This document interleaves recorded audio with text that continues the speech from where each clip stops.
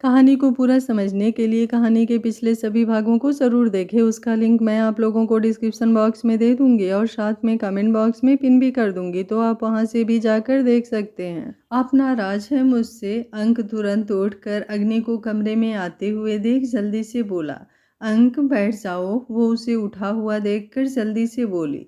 तो वो तुरंत बेड पर बैठ गया। उसकी वो चमकती हुई आंखें बुझ रही थी, ये सोचकर कि वो अब भी उससे नाराज होगी। मैं कभी दोबारा ऐसा नहीं करूँगा, कहीं नहीं जाऊँगा, अगर जाऊँगा तो बताकर जाऊँगा आपको।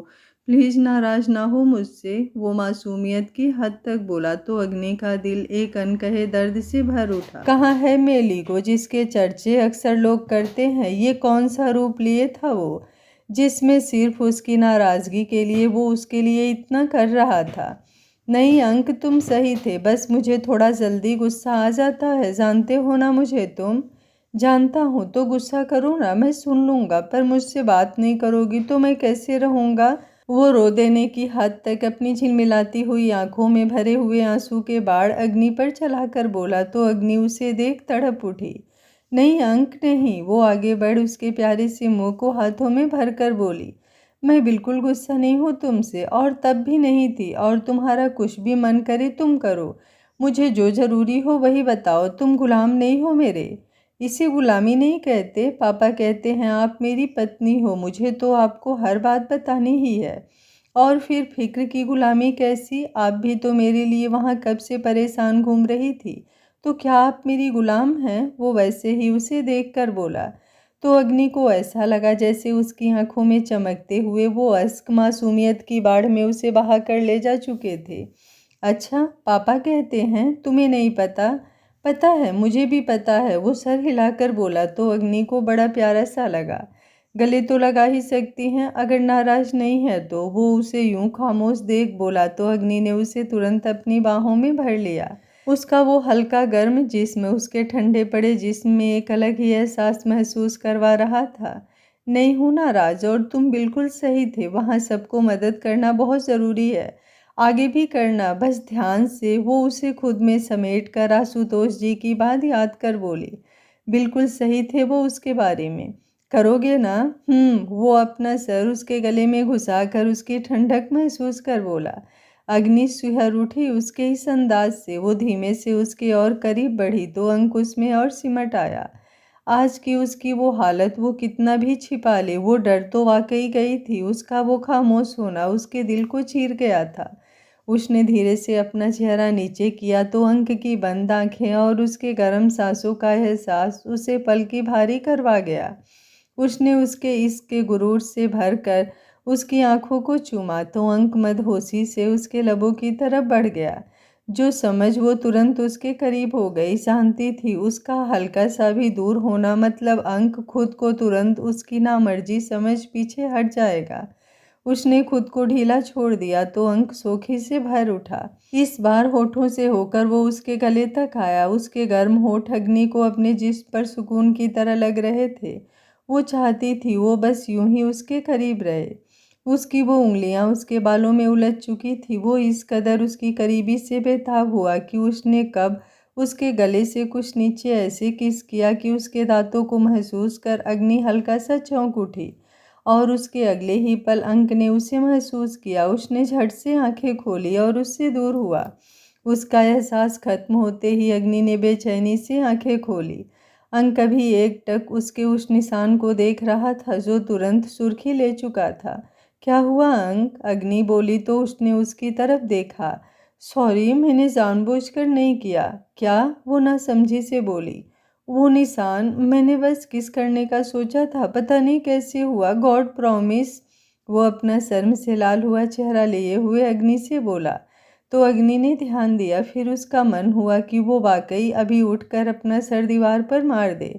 हद है, वो धीमे से बोली और घूमकर पलटकर बिस्तर पर आकर लेट गई। अंक पहले तो 2 मिनट उसे देखता रहा पर वो नहीं पलटी। इतना नासमझ वो नहीं था कि जानता ना हो कि ये सब आम है, पर अग्नि का शांत और इस मामले में कुछ ना बोलना उसे कंफ्यूज कर रहा था कि कहीं वो ये ना समझे कि वो कैसा है।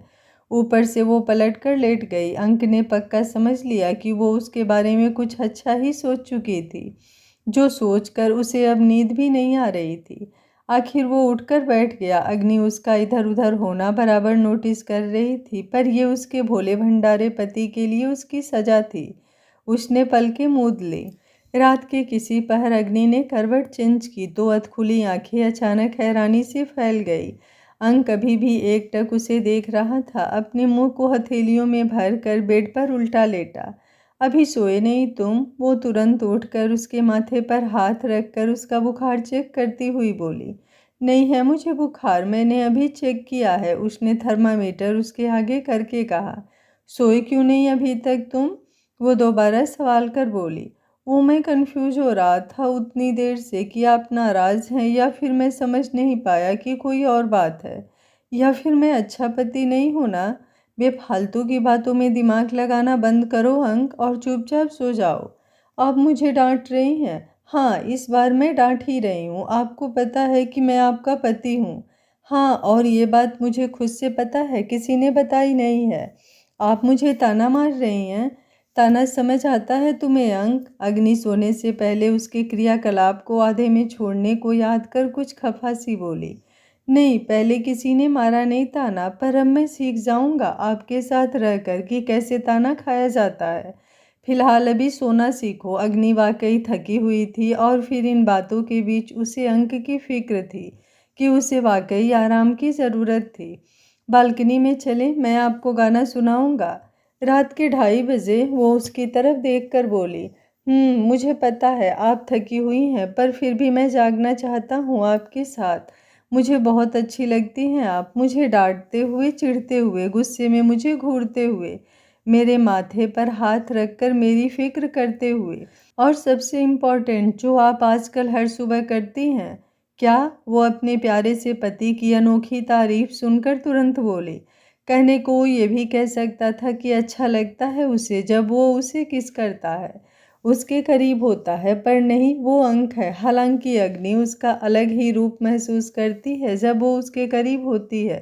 कभी उसके हाथों की मजबूत होती पकड़, होठों की बेताबी, और उसके करीब होने की तड़प, पर फिर एक झटका और वो उसका पति फिर मासूम बन जाता है। जब आप जोर से कहती हैं, अंक, इतने बड़े खुद का मॉल जैसा कबर्ड होने के बाद भी तुम अपने नाइट सूट मेरी कबर्ड में क्यों रखते हो? वो बोला तो अग्नि बेड के क्राउन से टेक कर उसकी बातों में दिलचस्पी लेने लगी। हाँ, तो ये तो गलत है, और मुझे समझ में नहीं आता, तुम तो नाइट सूट पहनते भी नहीं हो तो खरीदते क्यों हो? वो मैं सोचता हूँ कि मैं आपको अच्छा दिखूँ, इसलिए मैं अच्छे कपड़े पहनता हूँ। वो भोलेपन से बोला तो अग्नि ने 2 मिनट उसे शांति से देखा। अच्छा, और क्या क्या करते हो तुम जिससे मुझे अच्छे लगो? और पता नहीं, वो कुछ सोचकर बोला, फिर बेड के दराज से एक क्रीम निकालकर उसी उंगली पर लगा। अग्नि के उस निशान की तरफ जैसे ही बढ़ा, अग्नि ने उसकी कलाई पकड़ ली। अंक ने उसे सहम कर देखा। आप खुद लगा लीजिए, अगर आपको पसंद नहीं तो, वो धीमे से बोला। मुझे आदत है, इससे ज़्यादा गहरे जख्म हुए हैं मुझे कई बार, और आगे भी होंगे। नहीं, नहीं होंगे, और अगर होंगे तो मैं रहने नहीं दूंगा। वो कुछ यूं बोला कि अग्नि लाजवाब हो गई। तो तब लगा लेना मलहम, आज नहीं। आज कोई जख्म दिख रहा है तुम्हें मेरे जिस्म पर? हाँ, ये तो। अंक, मुझे अच्छा लगता है तुम्हारा ऐसे करीब होना। वो उसके बोलने से पहले बोली तो अंक का चेहरा शर्म से दहक उठा। तुम्हें शर्म क्यों आती है? मैंने सुना है लड़के शर्माते नहीं। क्यों? उस पर क्या लड़कियों ने बीमा करवाया है? और आप कह ही ऐसे रही हैं, मैं हमेशा ऐसे थोड़ी ना करूँगा। वो बेड को बीचों बीच उलझे हुए बालों और लाल हुई रंगत के साथ गोल चेहरा लिए अग्नि के दिल को धड़का रहा था। अंक, किस में? वो बोली तो उसने हैरानी से सर उठाया। क्या मतलब? ऐसे मैंने किसी और भाषा में बोला है क्या अंक? नहीं, हाँ, मतलब मैंने किया तो था आपके सोने से पहले। वो कुछ न समझ आने पर धीरे से बोला। लो, शुरू हुआ मासूमियत के खोल में लिपटे हुए घोर बेइज्जती का कार्यक्रम। पर अगर वो अंक था तो वो भी अग्नि थी। अपने भोले भयंकर पति के हर कारनामे की काट अब धीरे धीरे उसने सीख लिया था। ओह, मुझे तो याद ही नहीं रहा। तो अब 1 महीने के लिए एक किस काफ़ी है ना अंक? वो बोली तो अंक ने तुरंत उसकी बात पर एक्शन लिया। नहीं तो 2 महीने, नहीं तो फिर 3 महीने, नहीं नहीं नहीं, ऐसा थोड़ी ना होता है, मैं कैसे रहूँगा, मेरा कितना मन होता है, वो तुरंत बोला। तो अग्नि का तीर जाकर सीधा निशाने पर। तो फिर वो इंसान बन बोली, मैं करता हूँ ना, कहाँ करूँ, गाल पर नहीं, उंगली पर, ये लो करो। वो चिढ़कर उसके आगे हाथ बढ़ाकर बोली। तो अंक ने धीरे से उसकी उंगलियां चूम ली। अग्नि उसके इस भोलेपन पर बारिश सी चली गई। और कहीं नहीं कर सकता मैं, वो इतना सीरियस था इस बात पर कि इतने दुख से बोला कि अग्नि हल्का सा मुस्कुरा उठी। उसने उसकी टी शर्ट खींच उसे खुद के ऊपर बैठे बैठे ही खींचा तो अंक तुरंत उसके लबों पर झुक गया, जैसे अगर उसने अब मिस किया तो कोई और शर्त अग्नि रख देगी। अंक हल्का सा नीचे हो, मैं संभल जाती हूँ। उसने अभी उसके लबों को छुआ ही था कि अग्नि हल्का सा पीछे होकर बोली।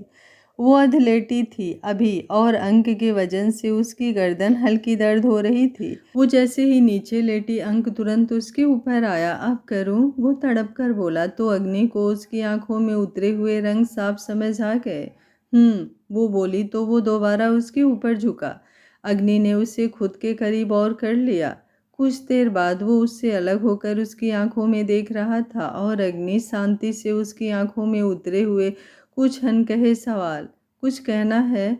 आपको पता है आपकी आंखें। वो उसे यूं खोए हुए देख आगे बोली, पानी जैसी लगती है। व्हाट? अग्नि हल्का सा चिल्लाकर उठी। उसकी ये अजूबे जैसी तारीफ से उसका दिमाग घूम गया था।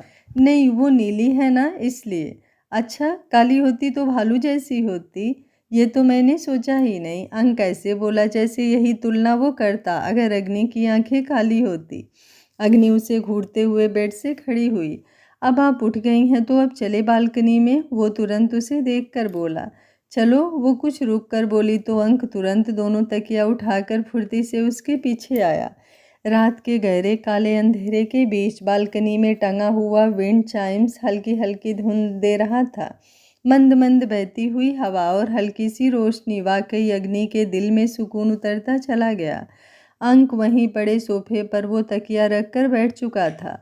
अग्नि ने मुड़कर उसकी तरफ देखा, फिर धीरे से उसकी तरफ हाथ बढ़ाया तो वो झट से खड़ा हुआ और उसके हाथ पर अपना हाथ रख दिया।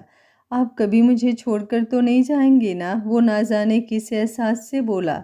तो अग्नि ने उसकी आंखों में उतरी हुई फिक्र साफ महसूस की। नहीं, वो बस इतना ही बोल पाई। कभी मत जाना, मैं कैसे रहूँगा आपके बिना? वो हर बात अपने भोलेपन से कह जाता और अग्नि के पास जवाब होते हुए भी शब्दों की कमी पड़ जाती। और तुम? वो आगे कुछ सोचकर बोली। मैं कहाँ जाऊँगा, आपके आसपास ही रहूँगा हमेशा, जैसे अभी हूँ। अंक, बुरा तो नहीं लगता तुम्हें? मैं तुम्हें टाइम नहीं दे पाती उतना जितना बाकी सब देते हैं। नहीं तो बुरा क्यों लगेगा? आप नहीं देंगी टाइम तो क्या हुआ, मैं खुद आपका और अपना दोनों का टाइम मैनेज कर लूँगा। आप मेरी पत्नी हैं, मैं आपसे अलग थोड़ी ना हूँ। वो बेपरवाह सा बोला। प्यार वक्त का मोहताज नहीं होता, प्यार तो बस प्यार होता है। उसमें अगर कभी भी ईगो ना आए तो जिंदगी बेरंग नहीं होती। मैं बनकर रहना रिश्तों को कमज़ोर करता है।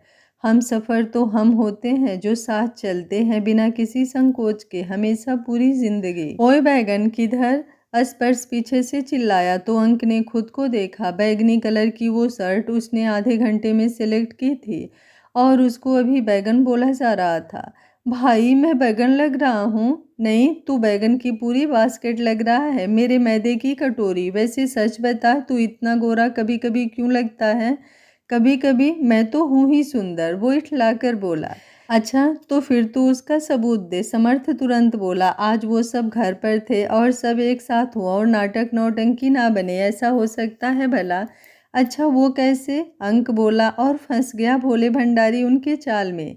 देख, पहले का तो पता नहीं, पर जब हमारी शादी हो जाती है ना, तब हमारी बीबियां हमारे सुंदर लगने की तारीफ अपनी जलन से करती हैं। जैसे? क्या बात है, बड़े खिल रहे हो, किसे दिखाने जा रहे हो? समर्थ बोला। हाँ, तो हम ये भी तो बोल सकते हैं भाई कि हम उनको ही दिखाने के लिए सजे हैं। अंक बोला। नहीं बोल सकते हैं? फिर भी कहेंगी, पहले तो कभी नहीं इतना सजे। वो दोनों तो बोल नहीं पाए। इस बार संजू ने जवाब दिया। तुम्हें कैसे पता? तुम तो लड़की हो। अंक उसकी बात सुनकर बोला। एक्सपीरियंस। अब तुमसे पहले दो लोगों की शादी घर में हो चुकी है तो इतना तो पता ही चल जाता है। और एक राज की बात बताऊं, इस मामले में चाची और ताई जी भी बिल्कुल कम नहीं है, संजू बहुत राजदारी से बोली। मैंने तो कभी ऐसा नहीं सुना, अंक मासूमियत से बोला। तेरे बस का नहीं है, फिलहाल आगे सुन, स्पर्श बोला। देख अंक, ये ना प्यार जताने का एक तरीका भी होता है बीवियों का, वो अपना पूरा हक समझती है तुम पर, तो जितनी जलन उतना प्यार। अच्छा, अंक बुझती हुई आंखों से बोला, क्योंकि अग्नि ने तो कभी ऐसा नहीं किया। भाई इसका मतलब अग्नि मुझे प्यार नहीं करती है, या फिर मैं उतना अच्छा नहीं लगता हूँ? वो बेहद मासूमियत से बोला। तो उन तीनों को बहुत प्यार आया उस पर। नहीं नहीं, तू तो कितना सुंदर है, देख सब बोलते हैं तुझे, ये बात याद कर। हाँ बोलते तो हैं, वो उनके शरारत के पिटारे में पूरी तरह बंद होकर बोला। तो फिर अग्नि को कभी जलन नहीं होती मुझे लेकर? अब ये बीबियां बताएंगी थोड़ी ना, ये तो जानना पड़ता है। कैसे जानूंगा मैं ये भाई? ये भी मैं ही बताऊं? अरे कल को तू ये पूछेगा कि भाई अपनी बीबी के साथ रोमांस कैसे करते हैं, तो क्या मैं आभा के साथ मिलकर तुझे प्रैक्टिकल करके दिखाऊंगा? स्पर्श उसकी नकल उतार कर बोला। पर वो मैं खुद ही कर लेता हूँ भाई, अभी कल ही तो। अंक तुरंत मासूमियत से बोला। तो उसकी आगे की बात समझकर उन तीनों ने उसे पलट कर देखा। क्या कल? वो तीनों एक साथ बोले। नहीं बताऊंगा, आप मेरी नकल बनाते हैं फिर। अच्छा कुछ नहीं कहूँगा, अब बता क्या किया तूने कल? कुछ नहीं, बस एक किस ही तो किया था, वो लाल हुई रंगत से धीरे से बोला। तो उन तीनों ने उसे मुस्कुरा कर देखा। ओह, बात यहाँ तक आ पहुँची, क्या बात है, क्या बात है? नहीं मुझे भरोसा नहीं है, इसको देखो ये शर्मा रहा है, हद है। बताते हुए लाल हुआ जा रहा है। किया कैसे होगा? संजू उसे देख कर बोली। मैं झूठ नहीं बोलता, अंक उसकी तरफ घूर कर देख कर बोला। अच्छा मुंह तोड़ दूं तुम्हारा, ये हमारा भाई है, इतनी शर्म तो मुझे कभी नहीं आती जितनी इसे आती है। हाँ तो तेरे शरीर में लड़की की आत्मा कहाँ है? माँ ने बताया नहीं क्या तुझे? बचपन में एक तांत्रिक ने तेरा किडनैप करके तुम्हारे अंदर की आत्मा एक्सचेंज कर दी थी। समर्थ बोला तो संजू ने दांत पीसकर सोफे का तकिया उसके मुंह पर मारा। तूने अपने बड़े भाई को मारा? वो चिल्लाया। और उसके बाद लगभग 10 मिनट के अंदर ही संजू के बाल समर्थ की मुट्ठी में, और स्पर्श समर्थ को पीछे से पकड़े खींच रहा था। और अंक बराबर संजू पर चिल्ला रहा था, क्योंकि वो समर्थ से लड़ते लड़ते भी उसे ही टीच कर रही थी। दादी, बड़ी दादी, पापा, चाचू और बुआ एक दूसरे के बाल खींचकर लड़ रहे हैं, प्लीज शांत कीजिए इन्हें, मुझे पढ़ना है। 10 साल की निशु आकर बोली तो संगीता और नम्रता बाहर दौड़ कर आई। क्या हो रहा है यहाँ? वो हाल की हालत बुरी तरह से बिगड़ी हुई देखकर बोली। समर्थ, छोड़ो उसके बाल, एक बच्चे के बाप हो तुम, शर्म नहीं आती? और स्पर्श, तुमसे ज्यादा गंभीर तो तुम्हारी बेटी है, कम से कम उसे पता तो है कब क्या करना है। नम्रता चिल्लाकर बोली। माँ मैं तो बस बस एक शब्द नहीं, अभी के भी जाओ तुम, आभा को उसके मायके से लेकर आओ। क्या माँ, आपको मेरी खुशी एक दिन भी बर्दाश्त नहीं होती? अच्छा ये बात फ़ोन करके आभा को बताऊं मैं? नहीं नहीं, क्या माँ, मैं जा तो रहा हूँ। और तुम समर्थ, आज छुट्टी है तो बच्चों को पार्क घुमा लाओ, कब से कह रहे हैं। और संजू की ड्यूटी आज सब्जी खरीदने की है। पर माँ, बोल दिया है मैंने। पार्क में भी जाऊँ ताई जी? अंक धीरे से बोला। नहीं, आज सब अलग अलग ही रहेंगे।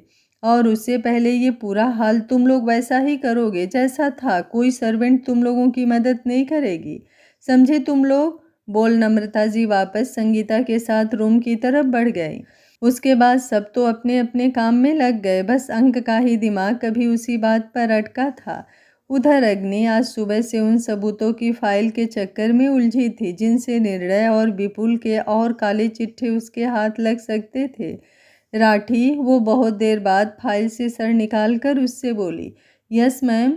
तुम सिविल ड्रेस में जो निर्णय के बड़े बाजार के पीछे फैक्ट्री है वहाँ जाओ और पता करो वहाँ चल क्या रहा है, और ध्यान से कोई एक्शन मत लेना।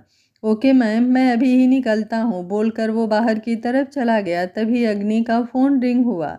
स्क्रीन पर अंक का नाम जगमगा रहा था। अग्नि की रंग बदलती आंखें एक बार फिर नरमी के रंगों से भर उठी। हेलो, उसने फ़ोन उठाया।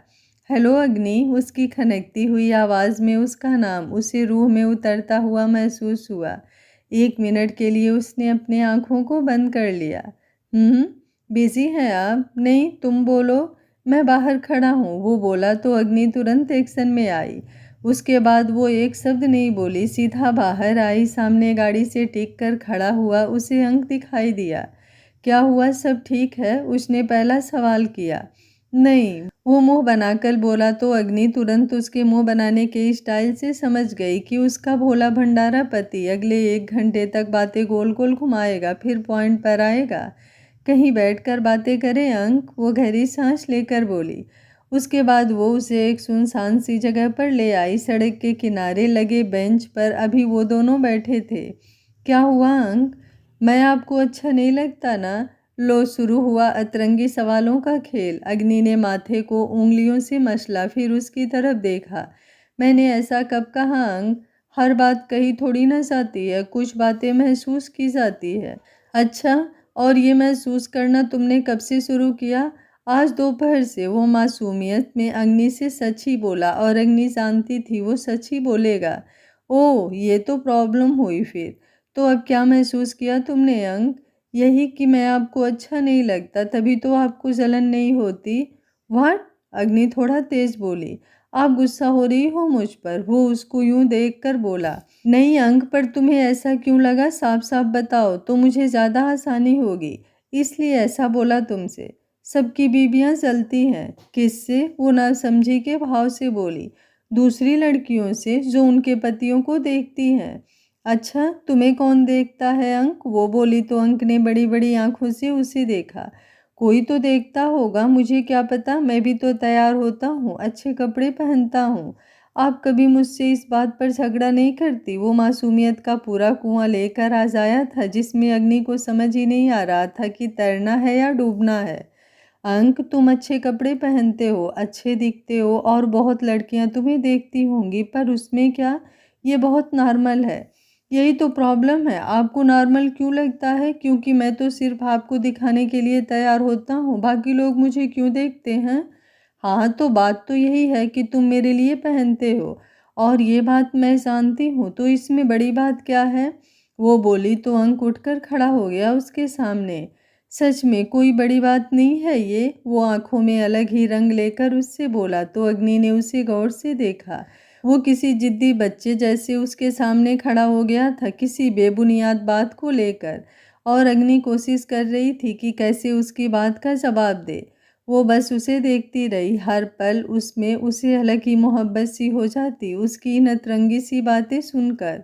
क्या इसी को मोहब्बत कहते हैं? शायद हाँ, इसी को मोहब्बत कहते हैं। वो बहुत ध्यान से खड़ा हुआ, उन लड़कियों की किसी बात का जवाब दे रहा था और अग्नि उसे एकटक देख रही थी। वो अभी उससे लड़ ही रहा था कि रोड से निकलती हुई लड़कियों ने उससे कोई हेल्प मांगी। जलन, अग्नि खुद से ही बोली। वो उसी बैंगनी शर्ट जिसमें उसकी कसी हुई बॉडी कयामत ढा रही थी और जींस में था। सामने खड़ी हुई 2 कॉलेज गोइंग लड़कियां उसे बहुत ध्यान से देख रही थी और वो उन्हें कुछ समझा रहा था, और अग्नि की आंखों से कुछ छिपा नहीं था। ना जाने क्यों वो आगे बढ़ी और उसके करीब खड़ी हुई। पुलिस यूनिफॉर्म में उसका परफेक्ट वजूद सामने खड़ी लड़कियों को सहमा गया। मैं हेल्प करूं कुछ? अग्नि हाथ बांध कर बोली। No ma'am, thank you. ये कर रहे हैं, एक लड़की को शर्मा कर अंक की तरफ इशारा करके बोली। He is my husband. वो उसकी आंखों की चमक देख तुरंत बोली। जी? वो दोनों एक साथ बोले। क्यों नहीं होना था? अग्नि ने कहा। नो मैम, बस सर को देखकर लगता ही नहीं है कि वो मैरिड हैं। कोई बात नहीं, मैंने बता दिया। और लाओ, मैं हेल्प कर देती हूँ तुम्हारी। और हेल्प क्या, वहाँ तक छोड़ देती हूँ। आओ गाड़ी में बैठो। नहीं नहीं मैम, थैंक यू, बस हो गया, हम चले जाएंगे। वो झट से बोलकर वहाँ से हट लें। पर मैंने तो अभी इन्हें पता बताया ही नहीं था, वो नासमझी से उन्हें जाते हुए देखकर बोला। और ये यहाँ जलन क्यों नहीं होती मुझे, इस बात पर लड़ने आया था। अग्नि माथे पर उंगलियां रख अंक की इस बात पर सोच रही थी। हाँ, तो हम कहाँ थे? वो उसके बाद पलट कर बोला। यहीं रोड के किनारे बेंच पर। वो गाड़ी से टिक कर बोली। नहीं, वो नहीं, मतलब बातों में कहाँ थे? बातें? हम बातें नहीं कर रहे थे अंक, सिर्फ तुम बोल रहे थे, मैं नहीं। अग्नि गाड़ी से हटकर दोबारा बेंच पर बैठकर बोली। अच्छा ठीक है, मैं गुस्सा नहीं होता। अब वो मासूमियत से बोला तो अग्नि को 2 मिनट उसकी बात समझने में लगे। तुम गुस्सा थे अंक? वो बात समझकर कुछ देर में बोली। हाँ बहुत, सब लोग अपने पतियों से कोई और लड़की बात करे या फिर वो कुछ अच्छा पहने तो जलती हैं, तो आप क्यों नहीं? वो रूठा हुआ बोला तो अग्नि को बड़ा प्यारा सा लगा था। ये समझेगा कि मुझे जलन कैसे होती है, वो खुद से ही सवाल कर बोली।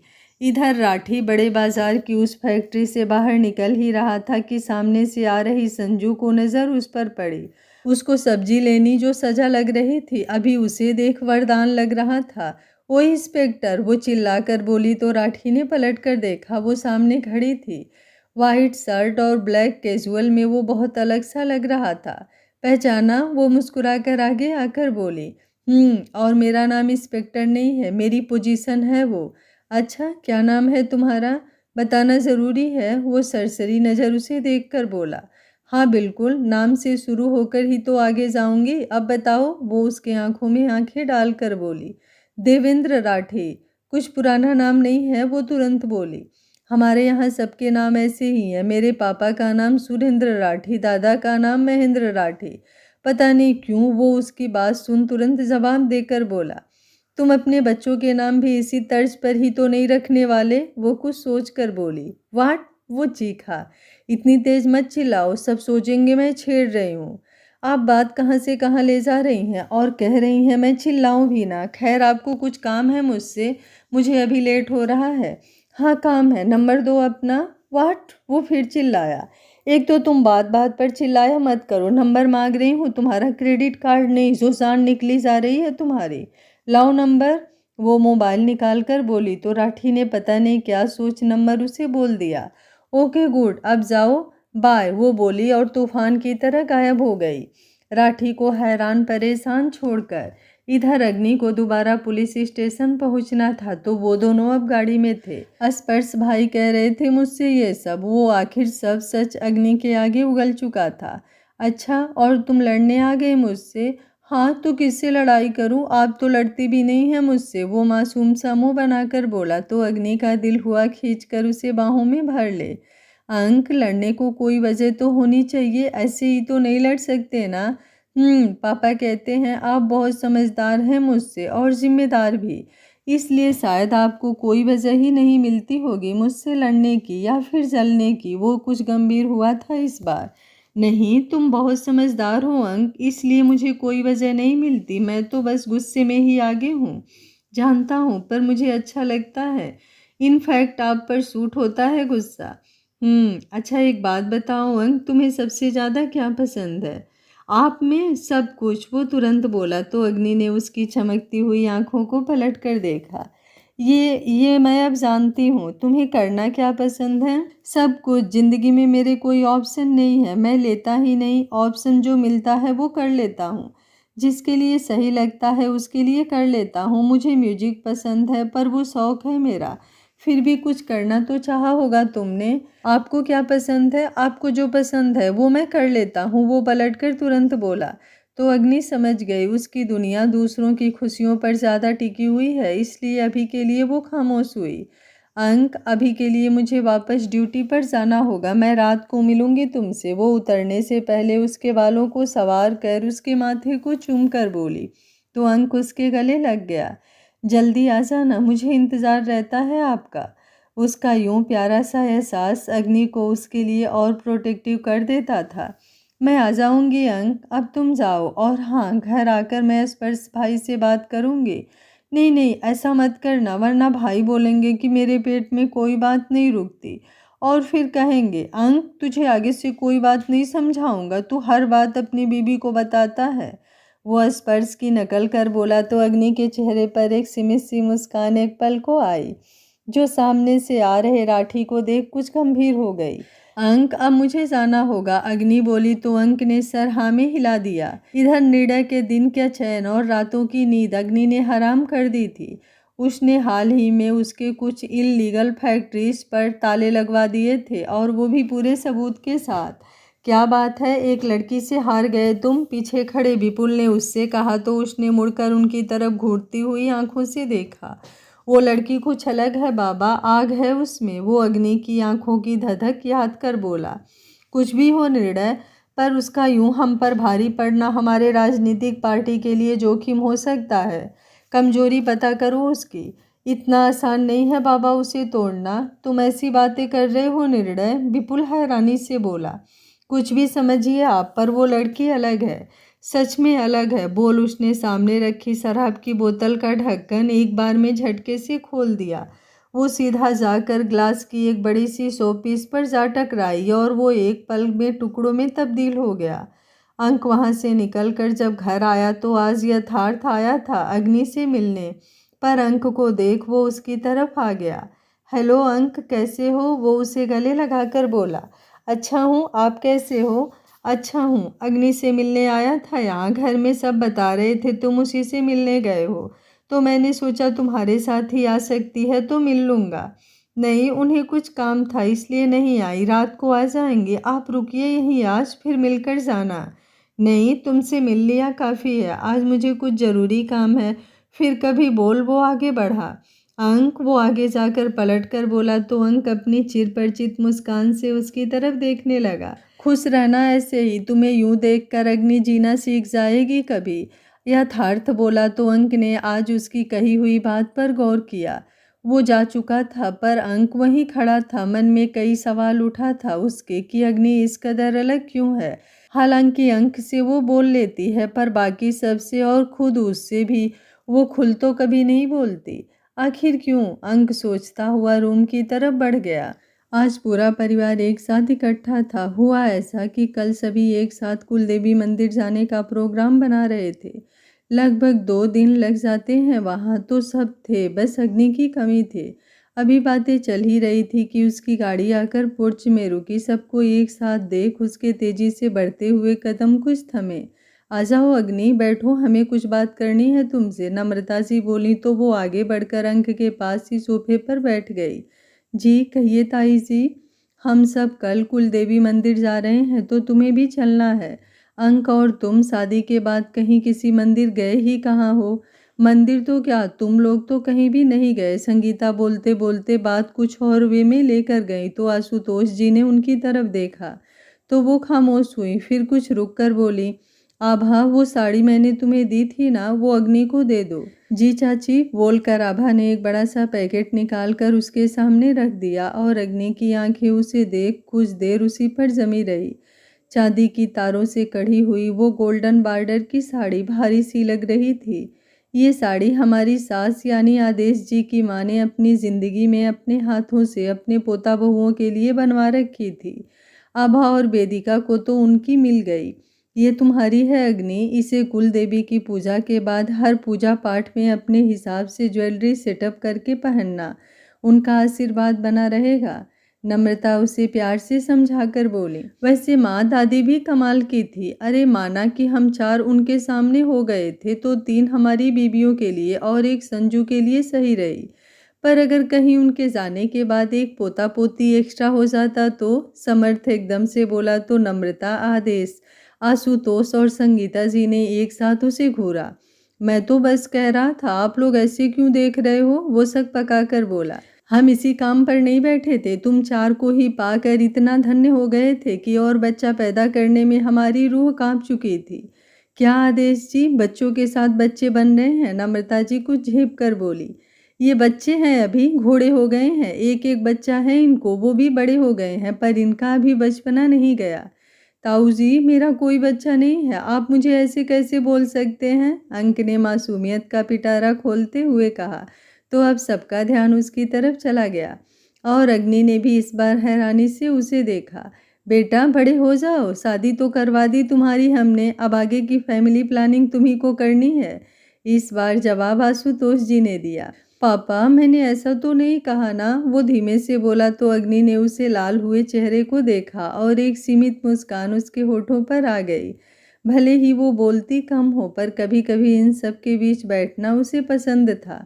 हद है बेशर्मी की। अरे कुछ तो लिहाज आप करिए, अपने बेटे से ऐसे कौन बात करता है? मैं एक लड़की नहीं पटाई गई उससे, जब मैंने ही ढूंढ कर दी तब पता है क्या कहता है? पापा, शादी के बाद प्लीज़ मेरे आसपास रहना, मुझे मैम से बहुत डर लगता है। आशुतोष आज उसकी पोल खोले तो सब खिलखिलाकर हंस पड़े। पापा, मैंने ऐसा नहीं कहा था, मैंने कहा था कि मैंने तो हमेशा अग्नि को गुस्से में ही देखा था, अगर कहीं मुझ पर गुस्सा हो गई तो? झूठ मत बोल, अग्नि का नाम तो तूने बिल्कुल नहीं लिया था, तब तो तू उसे मैम कहता था, उन्होंने तुरंत टोका। पापा, मैं कोशिश करके लेने लगा नाम। वो उनसे उलझकर मासूमियत की सारी हदें तोड़ रहा था और सारे घर वाले उन दोनों की सुन रहे थे। बहुत कम होता था जब आशुतोष जी चिल मूड में होते थे, पर जब होते थे जिसका भी नंबर उस दिन लगता सारी पोल पट्टी खोल देते थे। चाचू, संजू कुछ कहने को हुई तो स्पर्श ने उसे रोका। मरना है क्या? अगर सुई तेरी तरफ घूमी चाचू की तो जानती है ना? हाँ थैंक यू भाई, वो तुरंत सीधे बैठकर बोली, पर अग्नि की नज़र उस पर जम गई। अग्नि, कुछ ज्वेलरी चाहिए तुम्हें इसके साथ? आभा साड़ी उसकी गोद में रख कर बोली। जो आपको ठीक लगे, मुझे कुछ खास नॉलेज नहीं है, पर अंक को तो बहुत है। मैं ऐसा करती हूँ, उसी को पसंद करवा दूंगी। माँ और चाची की ज्वेलरी से उनके पास बहुत अच्छा कलेक्शन है। ओके, वो हल्का सा मुस्कान से बोली। अग्नि, तुम कल ड्यूटी जाओगी? वेदिका कुछ सोचकर बोली। जी भाभी, कुछ देर के लिए जाना पड़ेगा, 2 दिन अगर लगेंगे तो सब सेट करना होगा, पर मैं जल्दी उठकर चली जाऊंगी। आप टाइम बता दीजिए, उस टाइम तक मैं आ जाऊंगी। हम लोग 12 बजे तक निकलेंगे, बाकी तैयारी हम कर लेंगे, और तुम्हारी पैकिंग तुम अंक पर छोड़ दो, वो अच्छे से संभाल लेगा, तुम बस हमारा एक काम कर देना। जी बोलिए। बच्चों की कल पेरेंट्स मीटिंग है, चली जाओगी? वैसे स्पर्श या समर्थ में से कोई चला जाता, पर वो दोनों कल तैयारियों में रहेंगे, हम 2 दिन बाहर रहेंगे ना, इसलिए।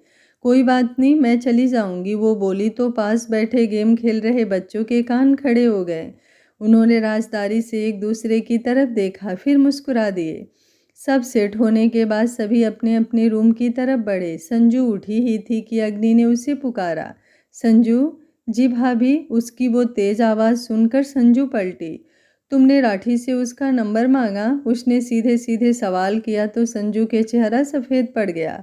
चुगलखोर कहीं का, मन में हजार गालियां उसे देते हुए उसने अग्नि की तरफ नज़र उठाई, जो उसी को देख रही थी। भले ही अब उससे थोड़ा वो सब खुल गए थे, पर उसका ये स्ट्रिक्ट लुक उनको सहमाने के लिए काफ़ी थी।